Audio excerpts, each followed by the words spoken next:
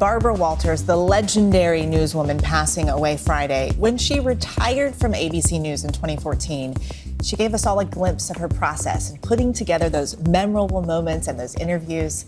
Take a look. Well, the first thing I tell anybody who's going to be doing interviews is homework. I do so much homework. I know more about the person than he or she does about himself. At one point, you had terrible anxiety attacks. Mm-hmm. Oh, you did do your homework. Oh, I did do my homework. You did. I don't know when I talked about that. How did you find that out? How did you find out about that? How do you know that? 2002, you told me you wanted to wait to have sex until after you married. I said that? You said you were a mama's boy. She wanted you to be a minister. You really are thorough with your research. Then I can write 50 or 100 questions on little 3x5 cards.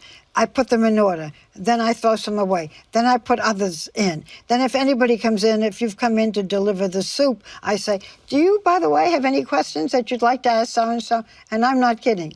Most politicians try to dodge questions. You have to push. You will hear me ask the question again and again. Okay, here it comes. When will you, if you do, decide whether or not you're going to run for president? Well, it's such a difficult decision, and it's one that I am not going to rush into. Will you consider running for president in 2016? Well, that would be fascinating to me as well as everyone else. I have to push for the answer about whether or not you might run for president. I'm flattered that people are talking about, but I haven't made up my mind. You really haven't? I really have not. What would it take to convince you to run? And You know, that's all hypothetical. does your husband want you to run? He is very respectful. He knows that this But is... he does want you to run. Well, he wants me to do what I think is right. I can spend hours, days, changing the order of questions. But here's the important thing. You gotta know your questions so you can throw them all away if you have to. I tried to ask questions that people are not asked all the time, that make them think, that tell me something I haven't heard before. What do you think is the biggest misconception about you? That I'm flaky. But I am a little flaky. Yeah. So that's okay. What do you think is the biggest misconception about you? No misconception. Brooding and difficult. That I'm not a real person. That I'm a bitch, maybe, if people think that.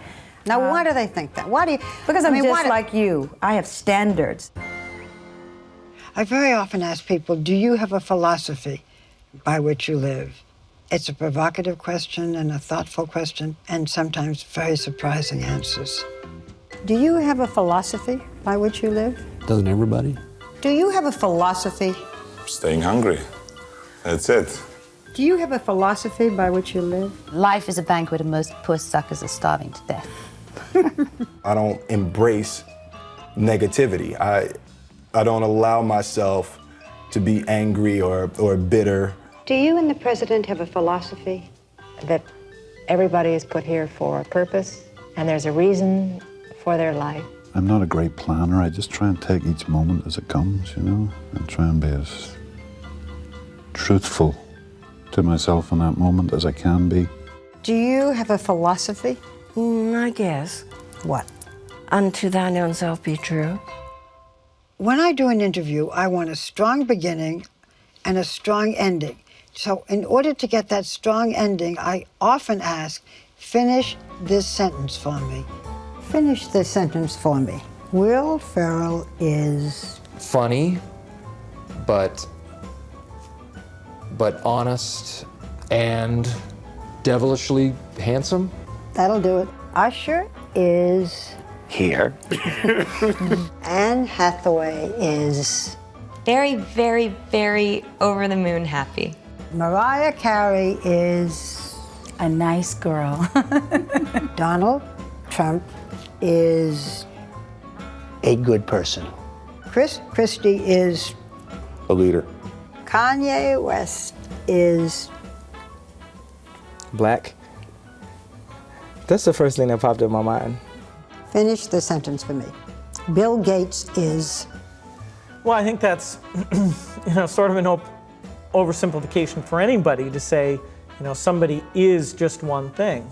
Right now, Sharon Stone is Really, really tired. Yeah, I knew you were going to say that. Well, now that it's over, can I see your cards? Wow, going through these moments in history, one after another. Joining us now is David Sloan, the senior executive producer of ABC News Studios. He's the former executive producer of 2020. And also joining us this morning, ABC's 2020 contributing anchor and senior national affairs correspondent, Deborah Roberts. They both worked alongside Barbara during some of her most memorable moments and her years here at ABC News. Good morning and welcome to both of you. David, would like to start with you because we're talking about the art of the interview. And we saw the preparation. And even during the break, we talked about how she went through planning these interviews out. You had a front row seat. What was it like to experience her craft? It was exhilarating to watch. It was terrifying because you had to be as good as she was, which was really, really difficult. And the preparation changed depending upon who the subject was. If it were a White House interview, only 30 minutes long, there would be a shorter schedule of questions. If it were a celebrity trying to promote a movie, it would be longer, but it would sometimes be weeks. We'd start with 100 questions, whittle it down to 75, whittle it down to 50. We would fight and argue about questions, and she would win. Sometimes I would, because she always knew better, and I've learned so much from her. And David, it's so cool to have you here and hear about the inner workings behind the legend that she is. Deb, I want to bring you in for a moment here. What did it mean for you to work with Barbara? I heard you talking on the special report last night about it, and you had so much admiration for her and then got to work alongside her. She was journalistic royalty. I mean, you know, you could not sit in the room with Barbara Walters and not sit there in awe. But as David said, it was exhilarating. It was terrifying. I've told the story a few times about sitting on the set with her for the very first time, and I'm shaking inside. And you heard her there in the interview say she knew as much about a subject as the subject did. Well, she would know as much about your interview as you did. So I sat there with my papers ready to talk and debrief with her, and she took them during the piece and threw them on the floor. And I thought, what is this, some crazy ritualistic hazing in 2020? And Barbara said, you know this story. I know this story. Let's sit and have a conversation. Because Barbara was always about moving the dial, making, you know, as she said, hearing something she doesn't know, exploring a subject. So Barbara never, ever rested. She wanted to always make something a little better, even if she terrified you in the process of doing it. And David, what made Barbara's interview style so special? I mean, America tuned in droves to watch these interviews. Well, she asked the question that you probably wouldn't ask in a regular conversation, asking Vladimir Putin, had he killed someone? And he, we think, lied to her. A killer's eyes looked back at her, and she felt that she had nailed that one. She asked Chris Christie why he was overweight. She asked the Kardashians, saying, you know, you have no real discernible talent. Why are you so famous? These are questions that people wanted to ask, and they were probably timid about it. Yeah. She was not timid about it. And she had a way of disarming people, because I think some of us, if I asked some of these questions, not so sure they would go over the same way, right? And she had a way about conducting that interview. And Deborah, I'd like to bring you back into this conversation, because you were talking last night in the special report, too, just about how much you learned from her throughout the process of working alongside her. But was there a lesson specifically or a conversation that you had with her about the art of the interview that you'll take away and remember forever? Oh my gosh, so much. Well, first of all, I have to say, just listening to her just now, telling her own story, it was just, as I said, a masterclass really in how it's all done. It was an honor for me not only to sit on the set with her, but to sit down the hallway from her in my office. I would walk by Barbara's office just hoping she might wave me in, and occasionally she did. And it was such a wonderful pleasure to get to hear her talk about stories. She wanted to know what I was working on, what intrigued me. Sometimes I was worried to tell her because I was afraid she'd steal the story. Barbara was very, very competitive, of course, as you know. But she also taught me something as a woman, too. I remember telling her that I was pregnant with my daughter, Leela, and I was sort of nervous. I didn't know how Barbara was going to take this news that I was going to be taking off from the show at some point. And she sat me down and she said, you know, this is so important for you to spend a little time and think about your family. I wish I had paid a little more attention to my personal life early in my life. And the idea that this legend not only wanted to talk about news and stories, but she also wanted to talk about me as a woman and to impart a little advice there on that level. And so Barbara was sort of the whole thing. And as you heard David Sloan say there too, that she prepared, she was relentless to watch her in her office, driving her producers crazy with every detail. I soaked all of that up, and I drive my producers crazy today, I think too, because of what I've learned from Barbara Walters. I want to push more, I want to know more, and I want to be more because of Barbara Walters. Oh, and that is the truth for so many of us, Deb. And I love you telling that story about when you were pregnant, because Joan London last night talking about Barbara Walters' legacy, saying that when she started at GMA, she was pregnant with a newborn, and that Barbara came to her office and was just amazed because it was so different when she came into this business, a male-dominated field. And that is why she is such a trailblazer for what she was able to do. I mean, David, she really struggled to be heard in the newsroom and in the workplace. And she took on a lot of assignments early on so that she could eventually do what she wanted to. Well, she was a warrior. I mean, when she began at the Today Show, she had to fight the management and her colleagues to be called a co-anchor. She got here at ABC and she had to fight for airtime with Harry Reasoner, her co-host on the Evening News. He did not like her. He did not like women in the workplace.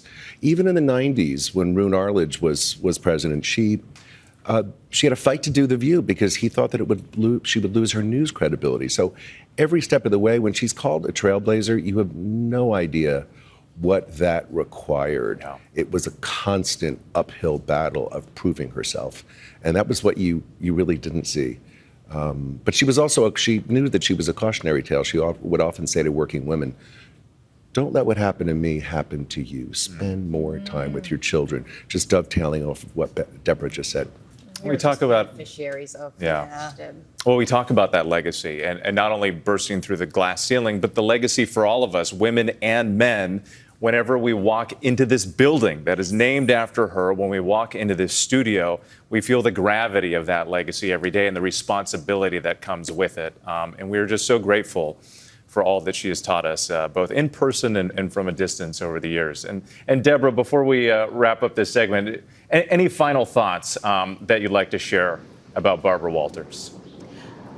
What I loved about Barbara, and I will always cherish her for, is that her work ethic was so strong. She never, ever rested on her laurels. She always felt that that next story was going to be the best story. So she worked on every story. Even when she was a legend, she worked on it like it was her last. And I think that we can all take that from her, just that work ethic of always giving it your very best, because that was what Barbara demanded. She was the gold standard. And I will always, always cherish her for that. She set that high bar. We're all trying to keep up. Thank you so much, Deborah, David. We really appreciate you joining us this morning. And of course, don't miss that 2-hour special edition of 2020 airing Sunday at 8 p.m. Our Barbara, her friends and colleagues, and Barbara herself reflecting on her life and incredible legacy. Well, hey there, GMA fans. Deborah Roberts here. Thanks for checking out our YouTube channel. Lots of great stuff here. So go on, click the subscribe button right over here to get more of awesome videos and content from GMA every day, anytime. We thank you for watching, and we'll see you in the morning on GMA.